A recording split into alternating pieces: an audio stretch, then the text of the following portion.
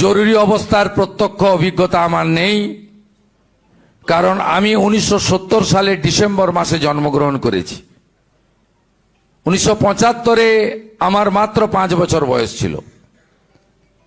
আমি পরবর্তীকালে কমিউনিস্টদের অত্যাচার দেখেছি। আমি পরবর্তীকালে কমিউনিস্টদের অত্যাচার দেখে তার বিরুদ্ধে লড়াই করেছি। তার পরবর্তী সময়ে সীমাহীন তোষণ, অত্যাচার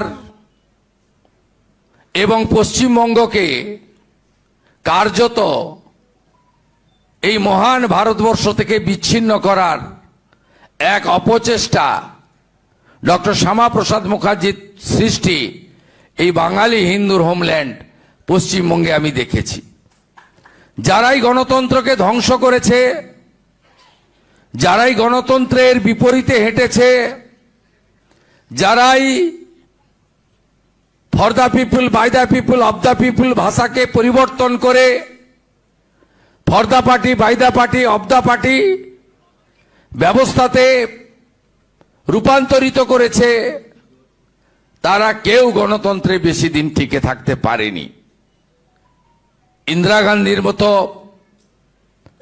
তৎকালীন প্রধানমন্ত্রী, যার হাতে বিপুল সংখ্যাগরিষ্ঠতা ছিল, তাকেও হারতে হয়েছে, তাকেও প্রাক্তন হতে হয়েছে।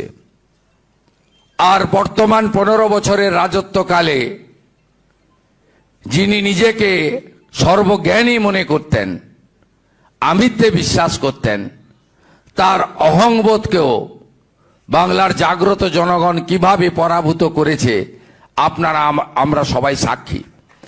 আপনাদের এই ভাই, আপনাদের এই সন্তান তুল্য এবং যারা আমার অনুজ, তাদের বন্ধুস্থানীয় শুভেন্দু অধিকারীর উপর আপনারা বিশ্বাস, আস্থা রাখতে পারেন।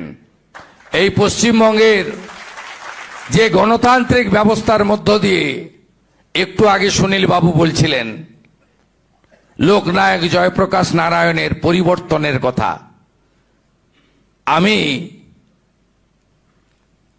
26-এর পরিবর্তনও দেখেছি। তাই মানুষের যে ভরসা আমাদের উপরে এসেছে, সেই ভরসাকে মর্যাদায় পরিণত করার দায়িত্ব বর্তমান সরকারের। আমাদের রাজ্য সরকার কর্তৃক আমরা পশ্চিমবঙ্গে যারা জরুরি অবস্থায় সত্যাগ্রহী জেলে গেছেন, তাদেরকে সম্মান দেওয়ার চেষ্টা করেছি। আপনারা কোনোভাবে এর সঙ্গে সাম্মানিককে জুড়বেন না। আমরা খুব নিষ্ঠার সঙ্গে, সততার সঙ্গে এই সম্মান প্রদান করেছি।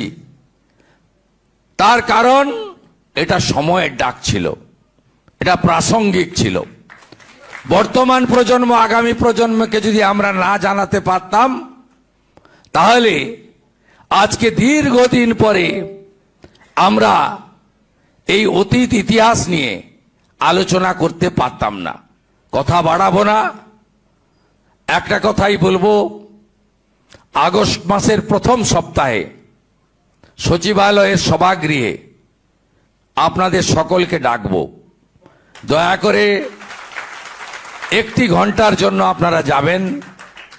আপনাদেরকে একটু ফুল আর একটি স্মারক দিয়ে পশ্চিমবঙ্গ সরকার সম্মানিত করতে চায়।